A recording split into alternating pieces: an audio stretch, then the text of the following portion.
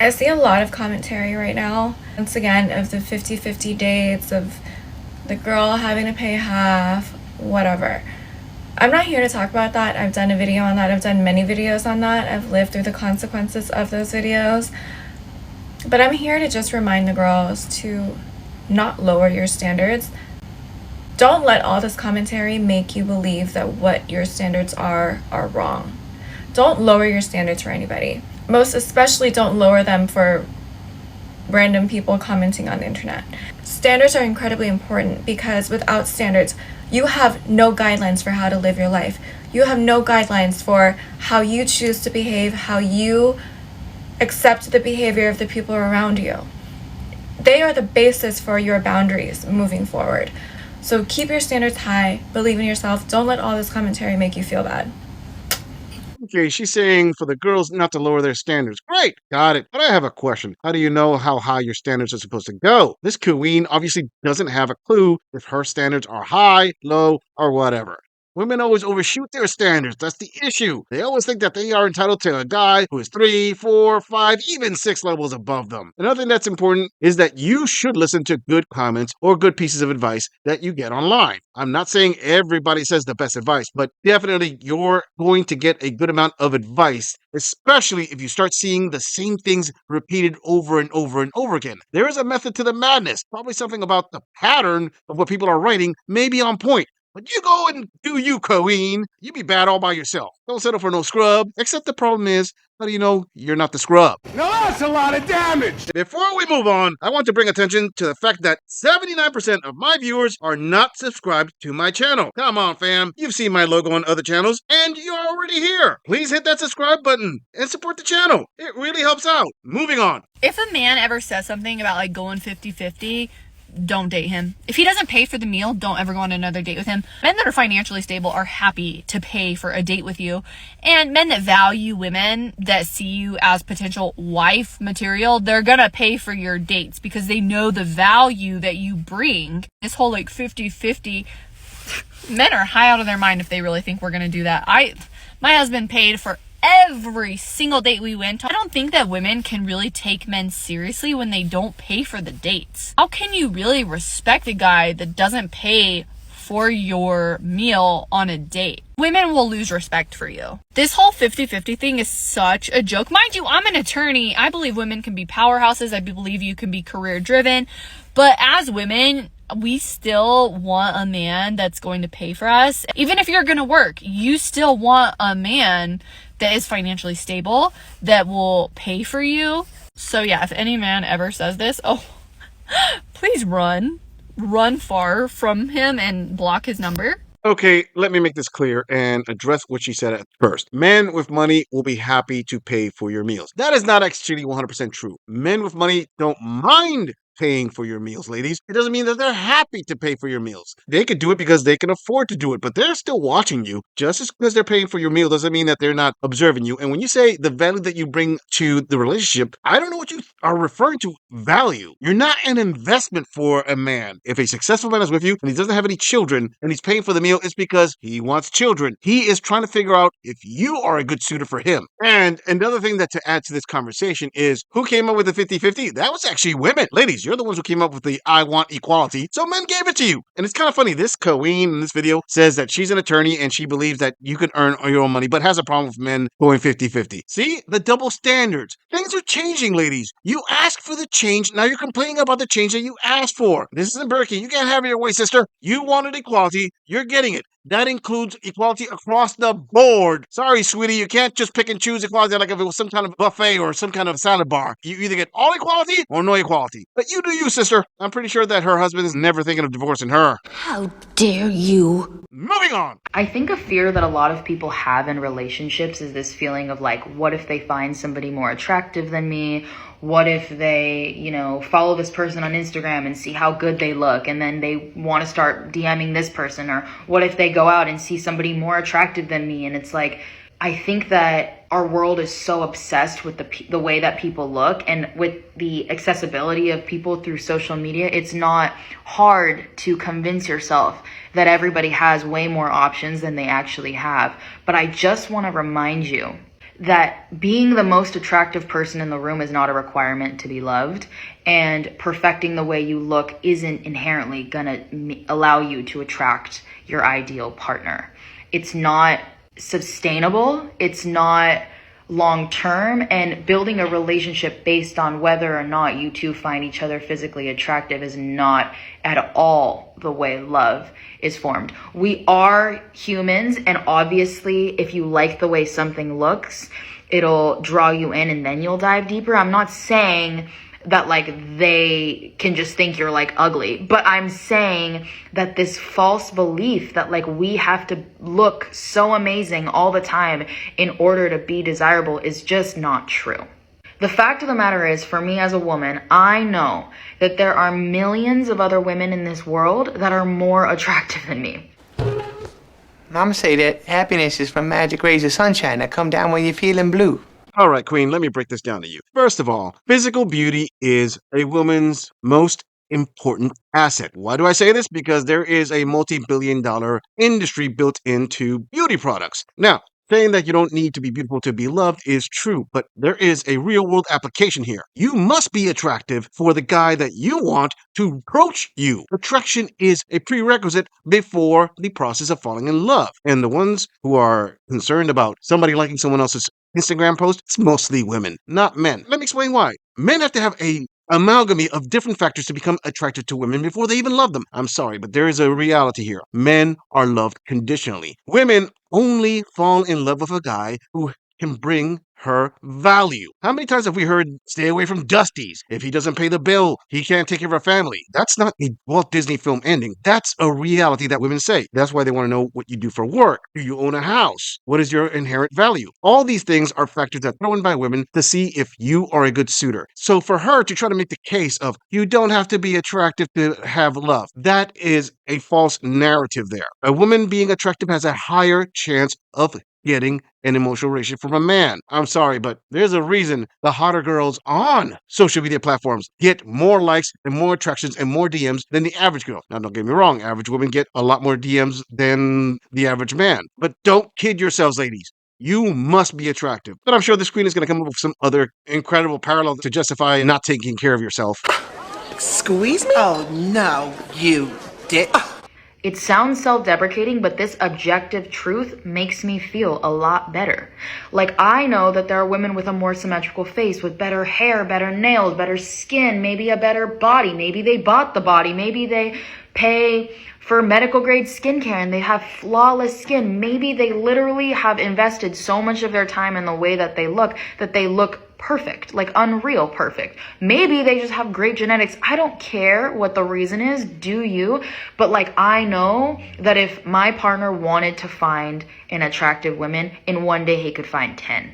If you live in a city, if you live in a populated area, if you're scrolling through social media, I don't care. You can find damn near perfect looking people, and I am not that. So I've been able to let go of that belief. But I just want to remind you that when you love somebody and when somebody loves you, it's not even a question about what the other options are out there. It's not a question of, I wonder if there's somebody more beautiful. There are more attractive people. But when you love somebody, it's an investment. It's something you build upon. It's something that, like, I see you at your core and I see you for who you are and you see me for who I am. And this is something irreplaceable, irreplicable. I think that your fears and your faults mesh so perfectly with my fears and my faults, and the way we meet each other in the middle, and the way that I've grown with you and the way that I want to keep growing with you. Like, it is something that you want to build. Now, this part right here shows the divide and the big contrast that women have on the dating market. Women have no idea how difficult it is for men to date. So they all assume that men have the exact same options they have. They think because an average girl can actually get a date with a hot man, then an average guy can get a date with a hot girl. I'm sorry, ladies. It doesn't work that way. Men get far less attention than women do. But since most men, I would say 80% plus of men, are invisible to women, she compares only the top 20 10, hell, even the top 5% as what the majority of men's dating experiences are. When you start your opinion on a false narrative, it really gives you a very weak foundation to prove your point. And to address your other point of men investing in women, I'm sorry, that is another misconception. You see, an investment is something that you put money into, expecting over time to see a return on your investments. But the reality is, women are not an investment. Women are an expense for men. I'm sorry, can someone please give me an example of a time where a man invested, say, $10,000 into this girl, and then he got $1 million back? Hell, $100,000 back. Hell, the equivalent of another $10,000 back. It doesn't exist. It's not an investment. But men are willing to do this. Why? Number one reason is they're built to provide. Number two reason is they more than likely want children. This is why men go for the most attractive women, because they are hardwired that way, ladies. In their minds, the most attractive women show a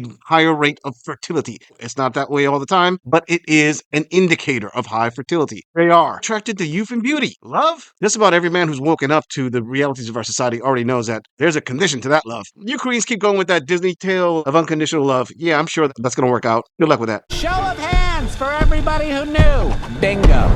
Right? And if you don't have the discipline, if you don't have the focus to stay on that course, it's like, obviously you weren't ready for a relationship. And should my partner, let their wandering eye get the best of them and step outside of the relationship, like, thank you. That's neutral information that you weren't invested in the way that I was. And clearly this wasn't meant to be, But I just feel like a lot of people, especially with social media, like we have this feeling of like, I don't trust my partner. Like, they could just see somebody online and who is he following and what pictures is he liking and like, who is he meeting and all this stuff. And it's like, you just have to accept the fact that there are good looking people out there. You have to accept the fact that if that's in your partner's nature, that's in their heart to desire shiny things, in human form, it's like, you're never gonna outrun that. You can't make yourself look so good that they no longer want that. You can't elevate yourself enough to like get that taste out of their mouth. That's a them thing.